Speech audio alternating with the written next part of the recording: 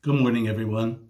My name is Father Carl Trudy from Our Lady of Fatima Shrine, and we continue our ecumenical meditation series in this wonderful season of Easter. I'd like to read for you, if you don't mind, the Gospel of John in our lectionary, which is actually for yesterday, but I find this story so moving and so wonderful. I just needed to share it with you once more. Mary Magdalene stayed outside the tomb weeping. And as she wept, she bent over the tomb and saw two angels in white sitting there, one at the head and one at the feet, where the body of Jesus had been. And they said to her, "Woman, why are you weeping?" She said to them, "They have taken my Lord, and I don't know where they laid him." When she had said this, she turned around and saw Jesus there. But she did not know it was Jesus. Jesus said to her, "Woman, why are you weeping? Whom are you looking for?" She thought it was the gardener and said to him, "Sir, if you carried him away, tell me where you laid him, and I will take him." Jesus said to her, "Mary." She turned and said to him in Hebrew, "Rabboni," which means teacher. Jesus said to her, "Stop holding on to me, for I have not yet ascended to the Father. But go to my brothers and tell them, I'm going to my Father and to your Father, to my God and your God." Mary went and announced to the disciples, "I have seen the Lord," and then reported what he had told her. The Gospel of the Lord.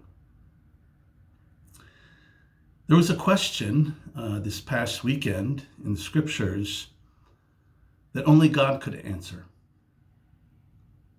And the question was this, as Jesus lay hanging on the cross: "My God, for what purpose have you abandoned me?"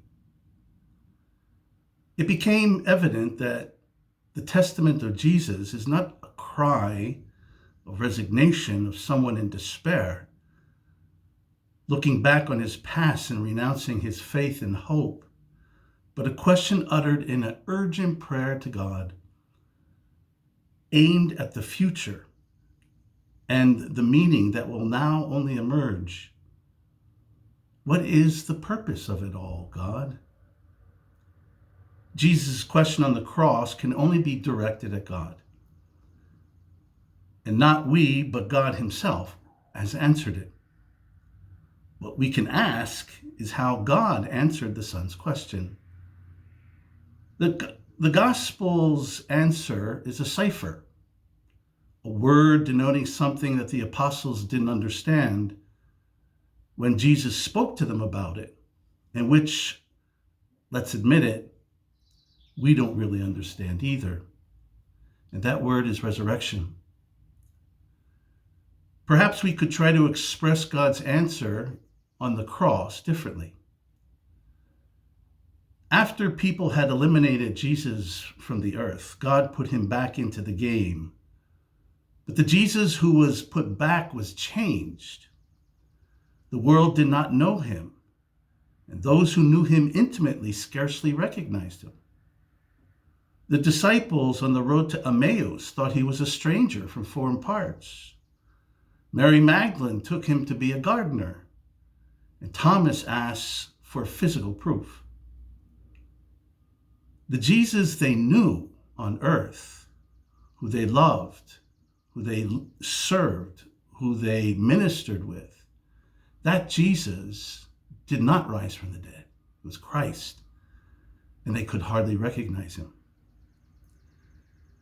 His disciples recognized him in this scripture and in the scripture of yesterday in the gestures of Jesus.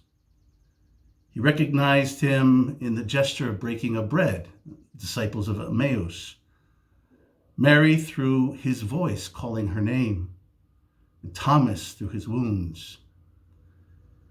It's in the breaking of bread his voice, and his wounds, that they encountered his love, as we do today. These are our proof of identity, that alone showed itself to be a power stronger than death. In the Gospel of John, there is a different view of the ascension than the synoptic Gospels. Mary Magdalene mistakes the resurrected Jesus for a gardener.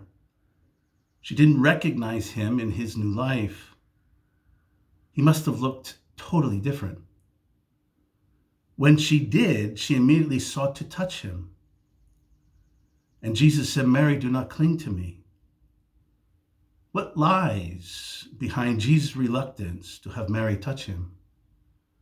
Mary herself may have explained it in this way through a poem by John Shea.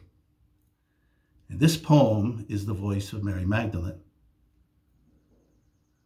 I never suspected resurrection, and to be so painful, to leave me weeping with joy, to have met you alive and smiling outside an empty tomb, with regret, not because I've lost you, but because I've lost you in how I had you, in understandable, touchable, clingable faith, not as fully Lord, but as a graspable human being.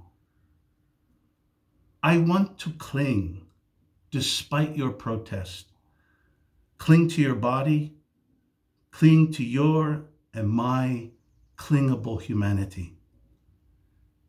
I want to cling to what we had, our past. But I know that if I cling, you cannot ascend, and I would be left clinging to your former self, unable to receive your present Spirit.